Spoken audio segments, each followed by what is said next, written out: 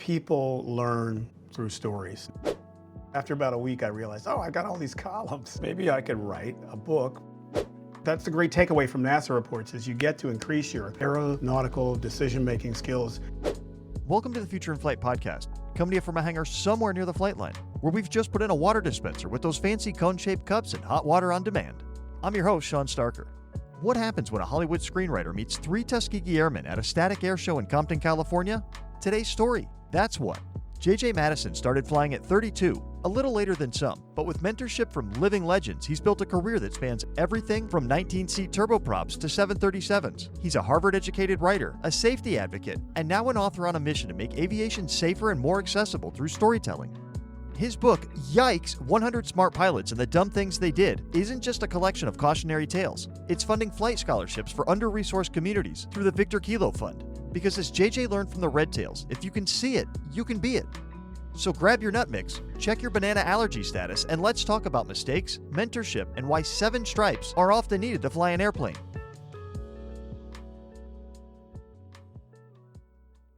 And JJ, how did you find your way into aviation? How'd you get here? it was a long, circuitous path. It started in 3rd grade when we were escorted out as a class and then as a school to the Merch playground where Captain Dan of WMAL at radio here in Washington, D.C. landed his Bell 47 helicopter on the playground. And we got to sit around it, and he talked about his job, and he talked about the helicopter, and then we got to look in it, and I thought, that's just the coolest thing. And I think ever since then, I'd always wanted to be a pilot, but nobody in my neighborhood wanted to be, and I didn't really know anybody in the aviation community, and I hadn't seen anybody like me. So at one point, briefly, at age 12, I found out about the Civil Air Patrol and told all my friends, hey, we should do that. We can learn how to fly for free. And they didn't want to do it. They wanted to play baseball, and I wanted to hang out with my friends, so I ended up playing baseball. And then again, at the end, when I graduated college, I had the opportunity. I had gotten, an American Express Gold card, and I was flush with cash. Or credit anyway, and I asked my girlfriend if she wanted to go out with me to Oklahoma because I had found a flight academy that would teach you to fly helicopters in 16 weeks or something.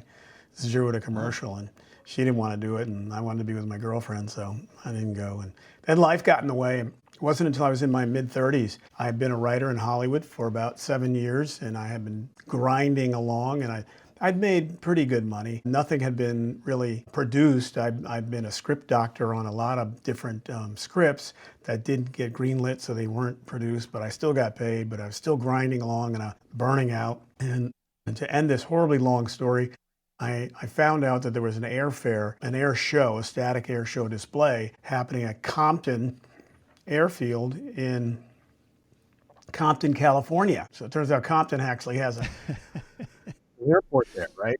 So you wouldn't know it because it's surrounded by cinder block walls. But every year, the California Black Aviation Association opens the gates after getting permission from the city council to open the gates and let the little young kids in and who inspire them through aviation, through talking to pilots and looking at the airplanes. And that's kind of, as an adult, that's what I did. And I met 2 out of the 3 Tuskegee Airmen who I eventually met, and kind of shared my story about how I was completely burned out in Hollywood. And then I really always wanted to fly, but just didn't know how to do it. And they were like, come on, kid, we'll take you under our wing and show you how it's done. And at age 32 is when I started to fly. How could you? I mean, you took a little bit of a, as you put it, circuitous route. The role might have been a little bit long to get off the ground, but boy, when you finally got there, what an opportunity! How do you turn that down? That's otherworldly to be asked by the Red Tails. Hey, we'll take you under our wing. So, how fast did you say yes? I mean, about that fast, honestly. You can't turn down. I mean, they were in their 80s, and 2 of them own their own planes. So it's like, how can I turn down people who are in their 80s who are still flying, who are Tuskegee Airmen? So, that's how it all began. They told me about Long Beach City College, where I could go in for $11 per credit, go and get an aviation professional pilot degree. So I got my 2nd degree from the Long Beach City College. And in the meantime, I got my fixed wing transition, and immediately got my multi-engine. And I did my instrument rating and my commercial training all in the multi-engine. And because back then you needed like 300 to 500 hours to be of multi-time to be competitive for the airlines. So that was another piece of advice they gave me. It's like, you don't have to go single engine up to your CFI and then transition. Get transition now and do it. And I was in my mid-30s, so I thought, hey, I'm capable. I've done a lot of stuff. I could probably transition to multi-engine and then do this. So yeah, they gave me a lot of great tips and mentored me along the way. I'm really fortunate. And it is the formula for success, right? Preparedness meets opportunity. And you have prepared over the years. You have a great background in education. You're Harvard educated. You've been preparing yourself intellectually in the field of script writing, which is really kind of a high intellect field. So here you are. You're ready. I mean, you're standing by, you're ready. And of course, when that opportunity comes, what a brilliant opportunity. Well, it's one thing to have the intellectual capability, but it's a whole nother thing to be able to fly. I'm not a natural pilot. I'm no Chuck Yeager, so I had to practice a tremendous amount. I've been really lucky. I've got a first airplane was a J-32. My first turboprop was a J-32 Jetstream from British Aerospace. We used to call it the no plane. As a 19-seat turboprop, had no bathroom, had no autopilot, had no cockpit door. I was jump seating one day. From the DC to LA on a 747, and I told the captain when I flew, and he goes, "We have one of those in the belly of our airplane. We drop it out about mid continent to go get us extra food." That's great. That's all the features you've got. It has none of those. That's that you've got some time in larger aircraft as well. That's right. So I have a 737 type rating. I've got also a type in a B717, which is the upgraded DC-9 with Rolls-Royce motors and glass. That was a great plane to fly. That was super cool. I've also got time in New York. CRJ 200, 700, and 900 as well. Type ratings of those. And the interesting fact, a very light jet, the Eclipse EA 500. Well, there's a couple of rare ones in there that I've never met any drivers. Yeah. I've never met anybody that's been type rated in the Eclipse. I've never met any 717 drivers. This is awesome. You're welcome. Man, yeah, thanks for being awesome, JJ. No, right out the gate. But I already knew that by looking at your background, because it is just everything about you screams awesome, except for that one thing that screams yikes. And we'll get into aviation safety in just a minute. I'm just a guy out here just trying to do the best he can, and very grateful for every opportunity he gets, and doing everything I can to pay it forward because of how grateful I am for people taking time to mentor and push me and give me these opportunities. And pay it forward you really have put out just a big body of work, much of it on aviation safety. Before we get into that, you have talked about advice for people that transition a little bit later, and that is surprisingly a number of people that listen to this show. So I want to dig into that just a little bit and give us some of the actionable steps and the advice, the things that you saw that would make their lives a little bit easier. Yeah, I would say the very first thing I would suggest is get support from friends and family. Get buy-in from them, because flying is a great skill to learn, but it's perishable. It takes a lot of practice. I would say half people are natural born pilots and the half are not. I'm in that second half. And so it can be really frustrating and also quite daunting at times. And so get that family and or friend support. Find an aviation community. That's the second thing I would really get into, because no matter where you go, no matter where I've gone, I've found that pilots are really cool people, right? Once they find out you're a pilot, regardless of your age, your gender, your race, your creed, your nationality, everybody is like, suddenly all that melts away and everybody's a pilot. And so everybody's really, really pushing for you because everybody's been through it. So they know what it takes to get there. So those are the top two things I would say is find an aviation community, get buy-in from the family and friends. And then the third thing I would caution to you today, if you've never done it, and so you're working on your private pilot or license, et cetera, do all of the written stuff first. Get all of that head work out of the way, right? Because when you take the test, you have 24 months before it expires. So now you got 24 months to just focus on flying, right? Because the stupidest person the smartest person on the planet becomes the stupidest person on the flight deck the first 50 hours that they're in the cockpit. You know what I'm talking about. I do. All that knowledge just goes poof, out the window. Some of the most brilliant people I know have landed with the gear up. They've just done the most boneheaded things, clipped a Bravo just because they're not paying attention. Guys with IQs that are just astronomical, and you look at them and you're like, well, that was a boneheaded move. It really is. You hit the nail on the head that something about that cockpit, those controls, man. I don't know what it is. That's right. That's right. Like half of your IQ just disappears. So get the written out of the way so you can focus on the flying, because you already know half your IQ disappears once you step into the flight deck. So These are phenomenal especially when you're young. intangibles. These are things that will move people forward in ways that they haven't thought about. We've heard a lot of the advice about how to finance and how to do these things, but here are three really unique pieces of intangible advice that will make life a lot easier in pilot training. That is the voice of experience right there, JJ. Thank you. I mean, I'm glad I could be of service. Seriously, with that, if I hadn't had the support of the aviation community with my friends and family, and then the gouge on getting the writtens out of the way, I know that I would not be the success that I am today. Well, let's talk a little bit about something that you said earlier, and you mentioned in your community that you didn't see anybody that looked like you doing the pilot jobs or representing the pilot community. And in fact, right now, I mean, just 3.4% of the population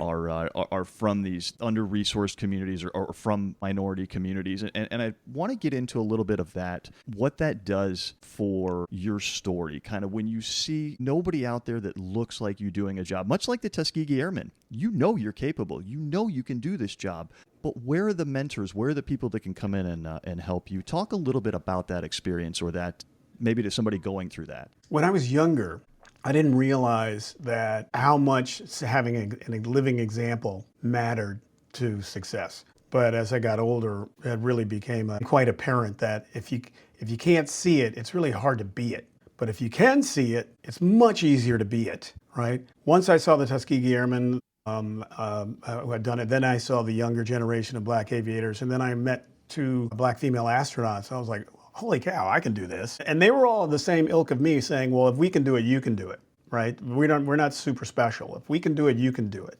So that's the thing, is if you don't see somebody who either looks like you or is from your community or has your background in any way, shape, or form, it's much harder to forge that path alone. So that's why I've been very excited about being able to give back, because I know that when people see me in the airport, they get excited about it, and then they start to think. Several have come up to me. I've got a ramper at DCA right now who's we're going to be meeting after this to actually get him started, because he saw me and he said, you know what, I've been thinking about it. I think I'd like to learn how to fly. I don't know if he wants to be a commercial pilot or just wants to learn how to fly.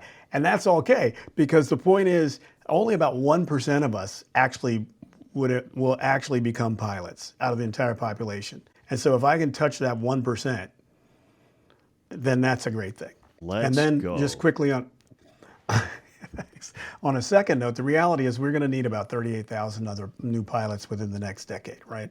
We're going to need about 15,000 new air traffic control. We're going to need about this equivalent number of AMPs and AMTs, right? Because so many of them are retiring. And you can't just get them from one part of the American population. We got to get them. We got to touch every part of the American population, because in every part of the American population, there are people, young or middle-aged or older, who are interested in being pilots, meteorologists, AMTs, and air traffic control. And so if we can get them focused, then we'll be able to solve our problem of all of those deficits of pilots, AMTs, and ATC personnel. The reality is, if we don't solve that problem, our system, our national airspace system, our commercial aviation system will start to fail, could to potentially collapse. Nobody wants that. We've got the best one in the world. We don't want this to collapse. And that's it. That's it. We have a great thing. So we really do have a skilled labor issue. And like many of the areas, we have to broaden who is coming in. I mean, it's as we start bringing in and as we continue bringing in more people, we have more ideas. We can solve problems faster. We can do better things. So That's it's right. just natural that we would want to extend that. And then you couple that with the aviation safety focus that you have. How did you get interested or started in the aviation side of it? Yeah, thank you for asking that question, because at my first airline, I had the chance to be on the ASAP committee, which is basically the Aviation Safety Committee for an airline. And it started because their culture at the first airline I was at was all about, if you think you made a mistake, fill out an ASAP, fill out a NASA report, right? You're not going to get in trouble. We'll meet about it. We'll talk about it if it comes to that, if it's that, potentially serious. We'll get you some extra training. will use your story as an example so that others can see, hey, this happens to other people, not just me. And also, oh, hey, I'll never do that again, or I'll never do that because that guy did that. And it's great. It's virtual hangar flying, right? It promotes safety. That's originally got me started in like researching NASA reports and kind of getting into them. Yes, I'm a nerd. After the great financial crisis of 2008, 2009, forced me out of the airline career and back into the GA world. I embraced that greatly. I kept up my first class and my CFI, but I also kept researching NASA reports. And I noticed that when I was doing CFI work, people either A, didn't know about NASA reports, or B, didn't trust the government. So they weren't going to fill out a NASA because they were sure somehow FAA was going to find out about these and they were going to get busted. So I thought, if you don't use the tools or you don't know about the tools, how are you going to be safer? So that's how it started. I pitched the idea to Ben Sklar and Janice Wood at General Aviation News to do a human factors column. And based upon NASA reports, I would start with my own snafu and then link it to 3 or 5 NASA reports on the same topic. And they said, sure, give it a whirl. What have we got to lose? And we were very fortunate. We won big. It was the second most popular column online for about 6 years. I got a lot of feedback from people. Got a chance to meet some of the people who read my offers to fly with them and things like that. And the whole point of it is people became safer and in a certain way a little more humble about their skills thanks to human factors and reading other people's NASA reports. Well, how can we learn if we don't know that something happens? So if all that's covered up or we're afraid to say something, we're never going to learn. The environment that you've now fostered actually creates a huge safety umbrella. You did that for 6 years in the human factors column. Really, really well, very popular. And at some point, you are compiling these stories, you're looking at aviation safety. Apparently writing a book pops into your head. Tell us a little bit about where that inspiration came from and why you decided to get out there with Yikes! 100 smart pilots and the dumb things they did, yet lived to tell about it. So I was writing the column and I was fine with that. And one day I saw a news article about Reverend Russell White. He was a truant officer by day and a pastor by night and weekends. And apparently one day he, in his truant officer role, encountered 5 high school kids who were hanging out, not in school. And he said, listen, I can give you 2 choices. We can take you to the principal's office, back to school. You'll get suspended. Or with your parents' permission, I'll take you flying over East Orange, New Jersey, where the high school was. And we'll, show you what it looks like from above. And their first response was, you can't do that. You can't fly. You're black. And he said, well, actually, I can. I'm in the Air National Guard, and with your parents' permission, let's do this. So they got their parents' permission, and he did. And he realized after flying them that he blew their minds, but he couldn't just leave them like that. He needed to get his own act together. So he and a friend started Eagle Flight Squadron, Inc. Flight school in the basement of his church. And after I heard that, I thought, man, that is a really cool story. I wish that I could do something to help. I mean, I could give them a couple $, but I wanted to do more, and it took like a week to find it all. I'm kind of slow to the helm sometimes, but after about a week, I realized, I've got all these columns. Maybe I could write a book and put the best of them into a book, and then if they sell, maybe I could, provide the school with some scholarship money, and if I sell more than a few, maybe I could extend that to other Civil Air Patrol squadrons, flight schools, or STEM programs that are under-resourced, whether they're in a rural area, a suburban area, or an urban environment. So let's take a quick break from this conversation to tell you about one of our wonderful show supporters. Here's something every pilot knows. Finding sunglasses that actually work with your headset is nearly impossible. That's why I'm super excited to tell you about Flight Sunglasses, our newest show supporter. Flight gets it. They're made by pilots for pilots using wafer-thin carbon fiber, the same material we trust to build our aircraft. No more broken headset seals, no more pressure points, just crystal clear vision and all-day comfort, whether you're in the cockpit or on the ground. Head over to flight.aero and join their mailing list for $20 off your first pair. That's FLYTE.aero. Sunglasses designed for pilots, worn by everyone. And now, back to the conversation. So that's the genesis of the book idea. So I contacted them and I told them this is what we're going to do. And they were like, mm-hmm. And so then my wife and I started the Victor Kilo Fund, a nonprofit aerospace education fund. And we called it Victor Kilo because Victor Kilo is Greek for 1,000 victories, right? So it takes about 1,000 little victories to get to achieve a big goal. So we named it that for that reason. And then we got the book together and then started selling it a year ago, November 2024, and told these guys that that's what was going on. And they were like, mm-hmm. And then in June of 2025, we mentioned that we contacted them and said, hey, listen, we've had enough book sales that we'd like to offer you a $5,000 flight scholarship. And they were like, mm-hmm. So that's what we did back in June of 2025. We got to offer them a flight scholarship at their annual gathering. And because they own their own airplanes, a 172 and a 152, they were able to award that to one of their cadets, and that will cover the entire cost of his private pilot lessons. So we are very excited about that. That's super excited. Really, you talk about paying it forward, and the Victor Kilo Fund certainly does that with this scholarship. If somebody is listening and they want to get involved with this scholarship, where can they find out more about it, and maybe how can they get involved? Sure. Well, I always point people to www.yikesthebook.com. And that'll take you to our site, but also the Victor Kilo Fund site. So that's where you can find out much more about Victor Kilo Fund and what we're doing. We've now exceeded sales to the point we're about to give out a $10,000 flight scholarship. So super grateful to all the people who have purchased a copy, either a signed copy. If you go to yikesthebook.com, I'll send you a signed copy. It's also available on Amazon. As a paperback, also on Kindle and as well as Audible. And of course, we'll put links for all of that down in the show notes so that anybody who's interested can learn more. Because what a wonderful thing that you're doing. Money talks. I mean, that's how it goes. And you said they got a little louder. That money has that effect. You know, you start showing what you can do and paying it forward. And people start listening a little bit more. One of the things that people listen to are stories. And the story seems to be a vehicle that you use to get out some of these narratives, to get out whatever it is that we're looking to talk about in aviation safety or in paying it forward and the building of the aviation community.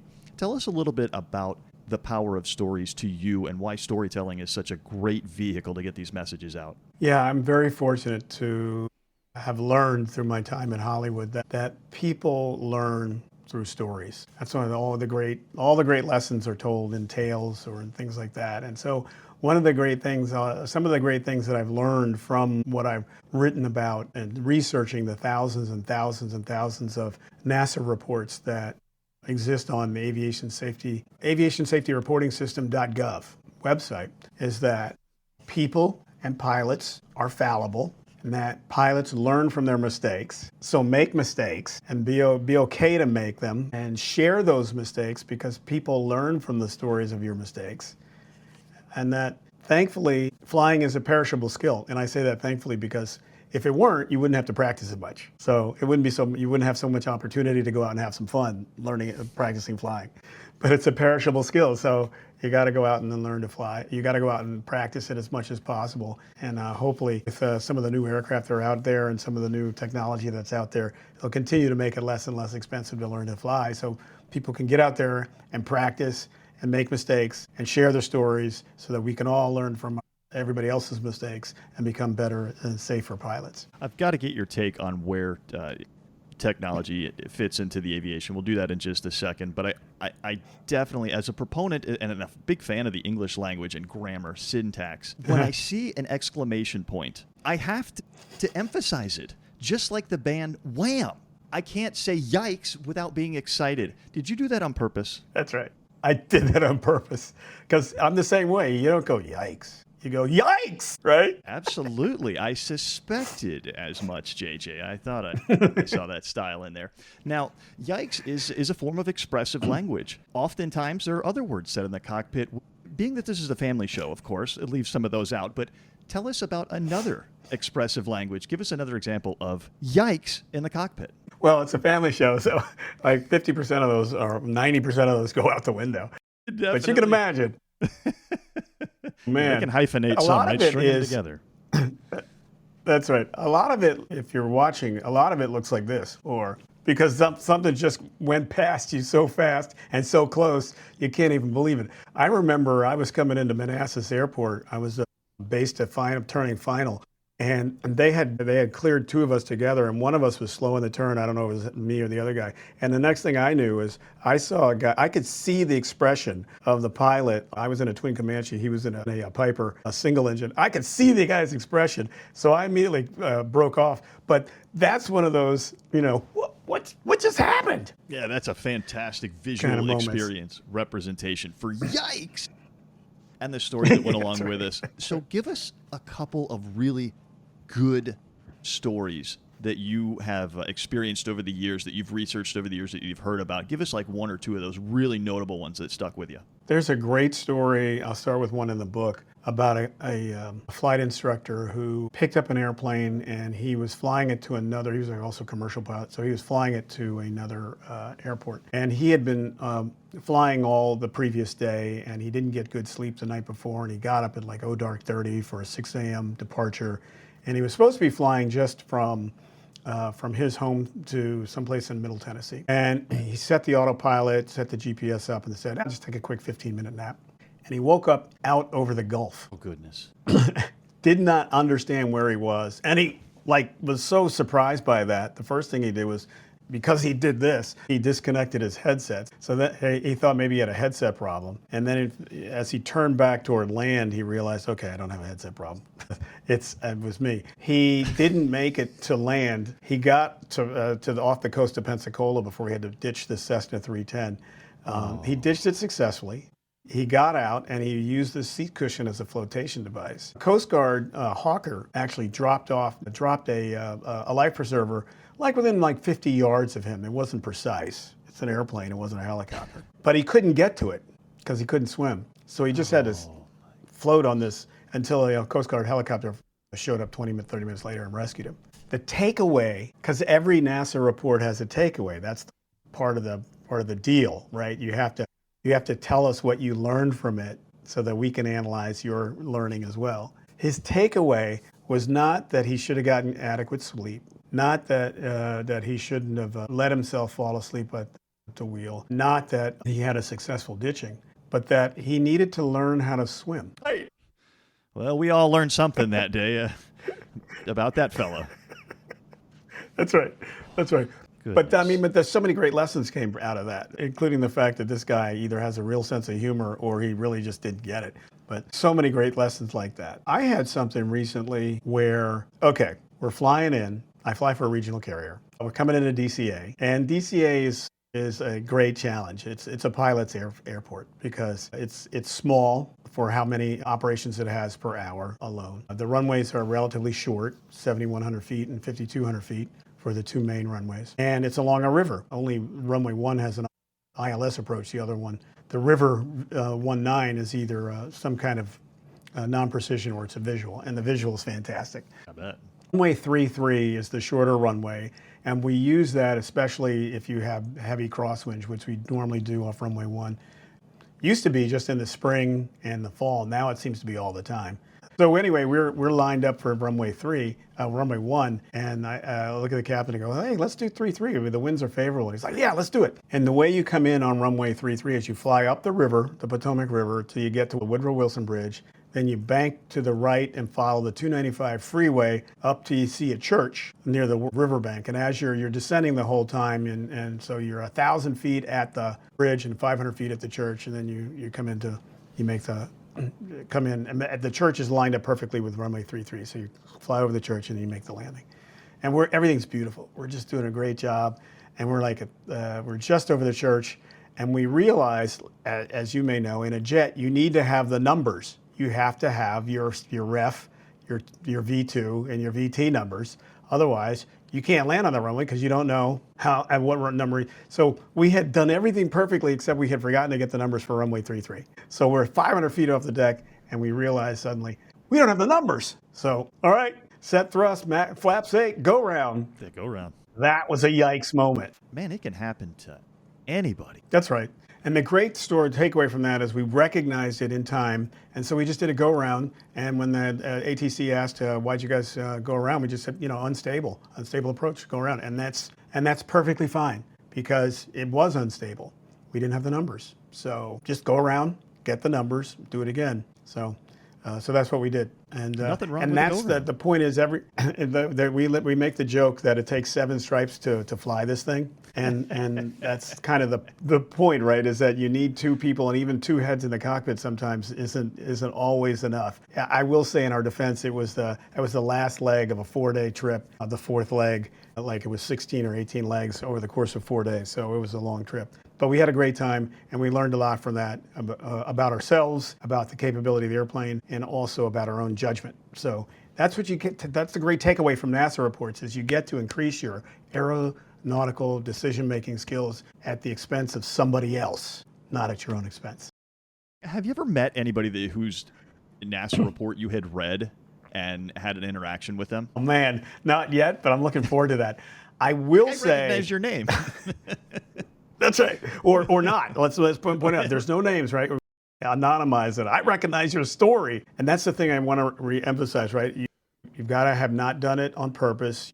You didn't kill anybody or break an airplane. You didn't do anything illegal. You turn it in within 10 days of being notified of the incident, and you hadn't been violated for the same thing within the previous 5 years. Everything gets anonymized and it puts on the website, and you're good to go. I'm looking forward to finding somebody who's at it.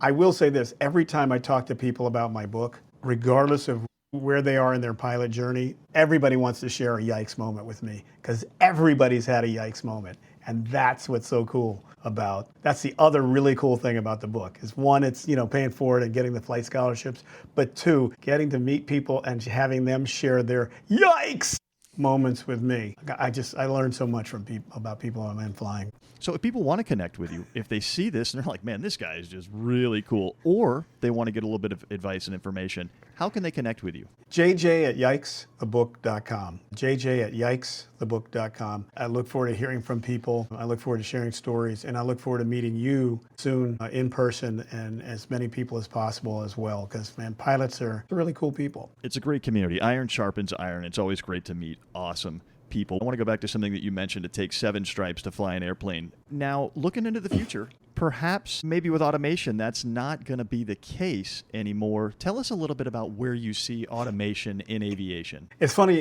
you should say that, because one of the things I was thinking about earlier was how the great thing about the aviation industry, the aerospace industry, is there are many, many, many jobs cannot be replaced by AI. So that's another reason to get into it, right? Because many, many jobs are not going to be replaced by AI. I think it's a long way down the road to answer your question before we go to a single pilot flight deck. There are too many variables meteorologically, air traffic control, meaning national airspace system-wide, as well as just on the ground environmentally at the major airports, to allow just a single pilot on the flight deck. Just too much stuff going on that AI can't, I think, is maybe decades away from handling. I think in terms of technology, I think electric and hybrid are the next big things. I know that there's some companies out there like Beta Technologies is doing some really fantastic stuff with electric planes that are more cargo oriented versus passenger oriented. And there are those companies out there that are doing that same thing, but in the passenger space, they're making some real inroads. I would say this, I think the fact that there have been so many drone sorties since because of the recent wars and battles, that there are millions, if not hundreds of thousands of flight hours of data that indicate that it may be possible to transition to remote flying for things like cargo on short hops and things like that, out of remote fields, or maybe out of major airports, but out of remote fields. I see that that's something that we could see within the next decade to 15 years. And so that, on the one hand, that opens up opportunities for people who maybe can't afford to become a pilot, but they could afford to become a full-on drone operator, right? And so I think that's where technology may be going in that regard. If there's any kind of reduction of flying in terms of flight deck flying, I think it may be possible that there may be some cargo carriers or entrepreneurs who might see the benefit of using drones from remote fields to take cargo to smaller airports, things like that. That's a great look into what could be coming based on what real world data we've seen. Thank you for putting on your glasses and looking into the future with us. Now, it's been like 45 minutes we've been chatting, and my stomach is talking to me. My stomach always talks to me in the air. I have to have some kind of in-flight snack. Do you eat when you're in the air? And if so, what's your favorite in-flight snack? Okay.